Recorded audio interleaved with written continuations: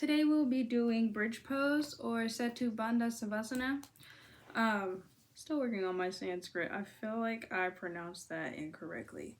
However, this pose is really great for stretching your neck, shoulders, chest, abdomen, hip flexors. It can strengthen your core, your pelvic floor, your ankles. It can aid with back pain. It can improve circulation and help with posture. Some things that you can use for modifications would be a block, a thick book like a dictionary or a phone book, or like a pillow folded in half. And as we go through the practice, I will walk you through how you can use those tools to help you if you need a little more, modifications. And I'll also show you, if you would like a little bit more of a challenge as you're doing this pose, what you can do.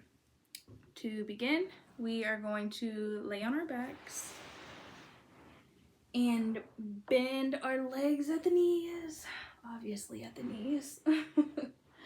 We'll come down to our backs and bending our knees. You'll lay your hands on your mat, palms facing down, and walk your heels until they are lightly grazing the tips of your fingers. You also want to be mindful that your lower back is intact with your mat.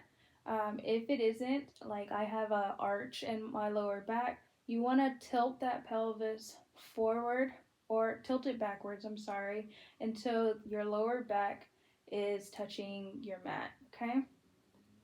From here, we're going to root our feet into the ground as well as our hands and begin to engage your glutes and your core as we lift our hips up to the sky. You're going to come all the way up and imagine that you are holding up a block between your knees so that we don't have our knees flailing out to the side. You want to keep that core engaged, keep those glutes engaged, those thighs engaged, pushing your knees together almost, not touching, but just pushing them as close together as you can to keep that form engaged. If you would like a little more, you can clasp your hands underneath you and roll your shoulders backwards, lifting your sternum up to your chin. Inhale, exhale, and sit here as long as you would like to and just breathe with this pose.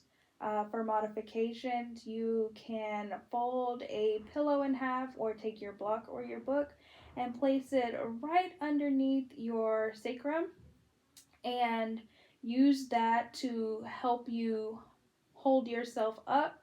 And you can also practice lifting off of that if you are using that, if you need to, just to be able to strengthen those muscles that are working to hold you up in this pose.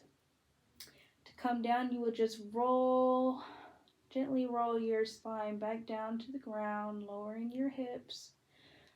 Let your legs come out to the corners of your mat, or your feet come out to the corners of your mat. Feel free to come into Savasana, or you can come into an easy seat.